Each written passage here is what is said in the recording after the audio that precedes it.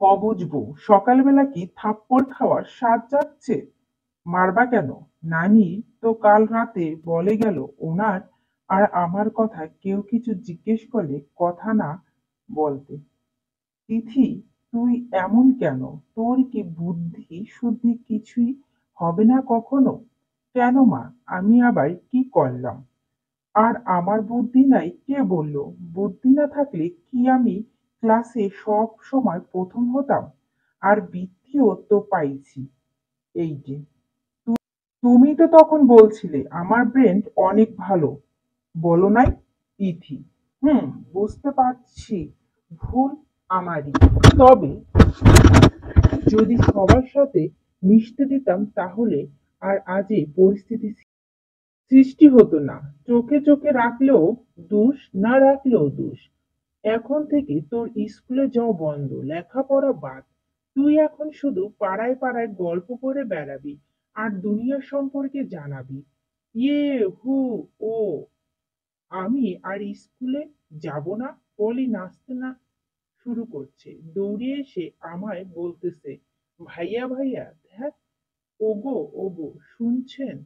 আমার আর স্কুলে যেতে হবে না। আমি এখন সারাদিন ঘোরাঘুরি করুম আর খেলুম। আমার যে কি খুশি লাগতেছে বলেই আমাকে জড়িয়ে ধরলো। এদিকে ওর চিৎকার শুনে বাবা মা দৌড়ে আসছে। এসে দেখে তিথি আমাকে জড়িয়ে ধরে আছে। এটা দেখে বাবা মা আর রুমে ঢুকলো না, হাসতে হাসতে চলে গেল। ফুফু তাদের সাথে গেল। এবার আমি আর সহ্য করতে পারলাম না, সাজিয়ে কানের নিচে একটা দিয়ে দিলাম। হঠাৎই তার মুখটা মলিন হয়ে গেল। সে বিছানা এক কোণে বসে পড়ল আর গাল ধরে নীরবে কাঁদতে লাগলো। আশ্চর্য বিষয়, কোনো শব্দ করছে না আর বাবার কাছেও কোনো নালিশ দিচ্ছে না।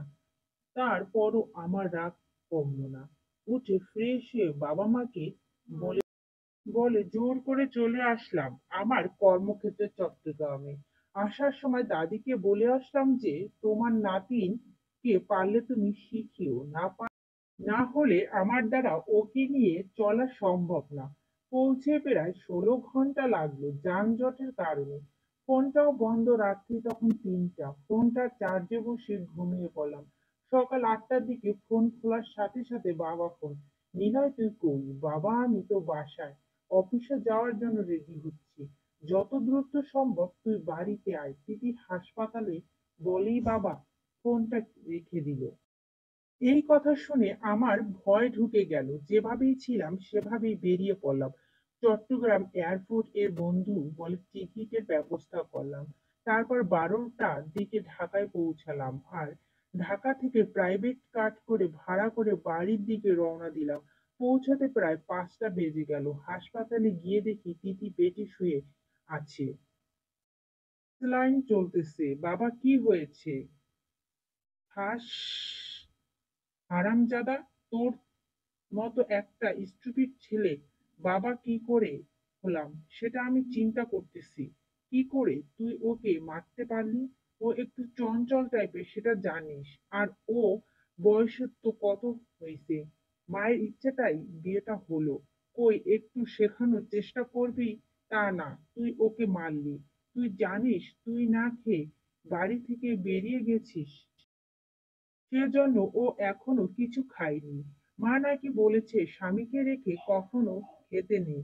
এদিকে তোর ফোনটাও বন্ধ, যতক্ষণ জানতে না পারবে তুই খাইছিস না ততক্ষণ ও কিছুই খাবে না। আর এভাবেই থাকতে থাকতে রাত 9টার দিকে অজ্ঞান হয়ে যায়। যে মেয়েটা দিনে 6-7 বার খেয়েও খাওয়ার জন্য চিল্লাচিল্লি করে, সেই মেয়েটা পরশু রাতের পর পর্যন্ত কিছু খায়নি। পরে স্যালাইনের মাধ্যমে খাবার দেওয়া হচ্ছে। এখন পর্যন্ত কিছু খাওয়াতে পারিনি। আর তুই ওকে? আমি আর কিছু বলতে পারলাম না। সত্যি কাজটা অন্যায় করেছি। গালে হাত দিয়ে দাঁড়িয়ে আছি আর আমায় দেখে তিথি মিটিমিটি করে হাসছে। হাসছে কে? সরি, হাসছে কেন?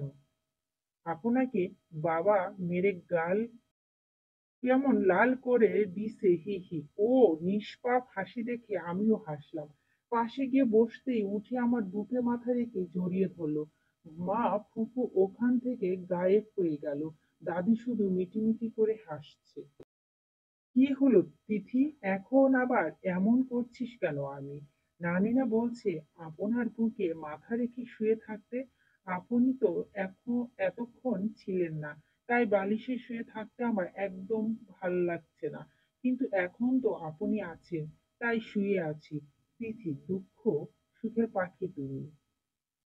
তোমার খাঁচায় এই বুক, সারা জীবন নয়ন যেন দেখে তোমার ওই সুখ। দাদি একটু এই দিকে আসতো।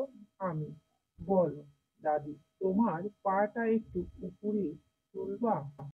কেন? তোমার পাটা ধরে বলি ওকে আর কিছু শেখাতে যাইও না, যা শেখানোর আমি শিখাবো। সময় হলে আমার ইজ্জত দিয়ে আর স্বপ্নটু খেলল না। আর আর তুই না না আমি আমার জন্য না খেয়ে থাকবে কেন? আমি স্বামীর আগে খেলে নাকি স্বামী অমঙ্গল হয় তাই। তিথি, ধুর পাগলি, এগুলো এমনি বলে, আর কোনোদিন এমন করবেন না। আর আমিও তোর সাথে কখনো এমন করব না। বলেই অতিরিক্ত ভালোবাসা কপালে একটা চুমু দিলাম। সেও বলল আচ্ছা ঠিক আছে। পরে বাবা দাদিকে ডেকে কিছু খাবার পাঠিয়ে দিল।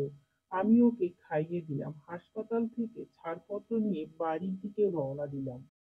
মাঝপথে বাবা আবার আমাকে ঝাড়ি দেওয়া শুরু করলো। তিথি বলল বাবা উনাকে কিছু বলবেন না, উনি বলছে আর কখনো এমন করবে না। আমাকে নিজ হাতে খাইয়ে দিয়েছে, কিন্তু ভালো করে মাখাতে পারে না। আমার কপালে একটা চুমু দিচ্ছে। আল্লাহ, তুমি অবুঝ মাইয়াডারে একটু বুঝার শক্তি দাও, না হলে আমায় তুমি উঠাইয়া লইয়া যাও, আর ভাল লাগে না।